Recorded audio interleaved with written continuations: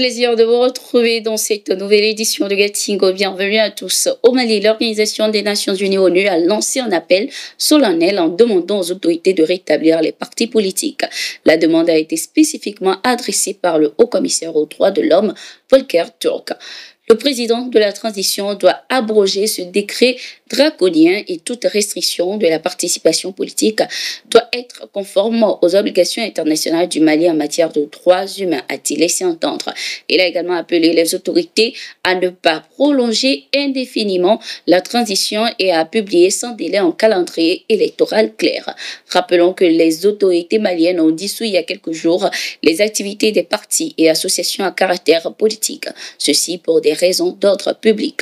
Notons également qu'il y a quelques jours, le ministre des Affaires étrangères du Mali, Abdoulaye Diop, lors de la conférence ministérielle des Nations Unies sur les opérations de paix tenue à Berlin, en Allemagne, a dénoncé l'instrumentalisation de l'ONU et de ses missions en Afrique.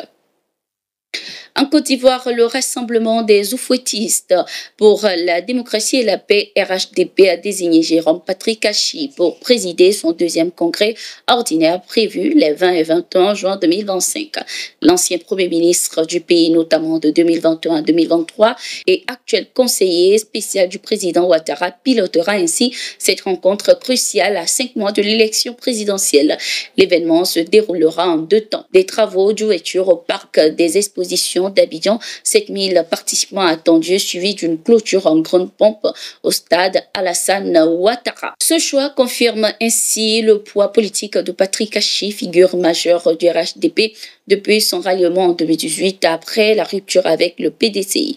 Ancien secrétaire général de la présidence et ministre d'État, son expérience sera ainsi déterminante pour ce congrès dont l'enjeu principal reste la désignation du candidat du parti à la présidentielle.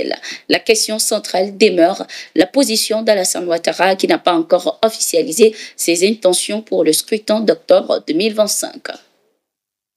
Diplomatie à présent, un nouveau pas dans le rapprochement entre Niamey et Nouakchott.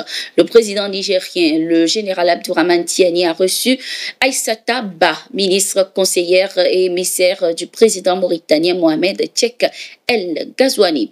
Entouré du chef de la diplomatie nigérienne et du directeur de cabinet présidentiel, la délégation qui était présente dans le pays ce 20 mai 2025 a transmis un message officiel ouvrant la voie à de nouvelles discussions sur la coopération bilatérale et les enjeux régionaux. Une rencontre qui confirme ainsi la volonté des deux États de resserrer leurs liens dans un contexte marqué par les défis sécuritaires et économiques au Sahel.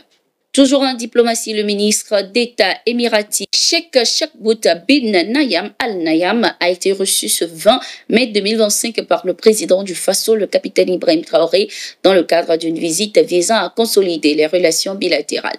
Porteur d'un message de fraternité de l'émir Mohamed Ben Zayed, l'émissaire a salué le partenariat ancien et exemplaire unissant les deux nations.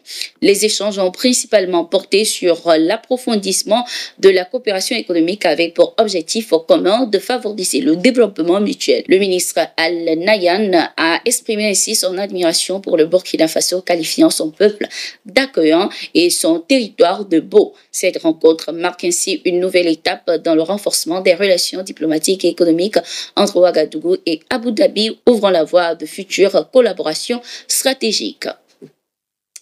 Au Soudan à présent, la capitale Khartoum est désormais entièrement sous le contrôle des forces armées soudanaises, selon un communiqué de l'armée ce 20 mai 2025.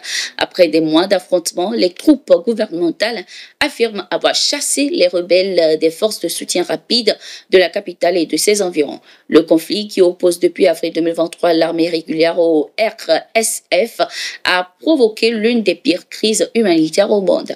Les combats ont fait plus de 20 000 morts et déplacé 14 millions de personnes et laissé 25 millions de Soudanais dans le besoin urgent d'assistance. Si Khartoum est désormais considéré comme libéré, les autorités militaires ont annoncé leur intention de continuer le combat jusqu'à l'élimination totale de la menace rebelle sur l'ensemble du territoire national. Une carte des opérations récentes a été diffusée pour illustrer les avancées gouvernementales par la même occasion. C'était tout pour ce bulletin d'information. Merci d'être resté avec nous. Nous sommes en continu sur nos différentes plateformes.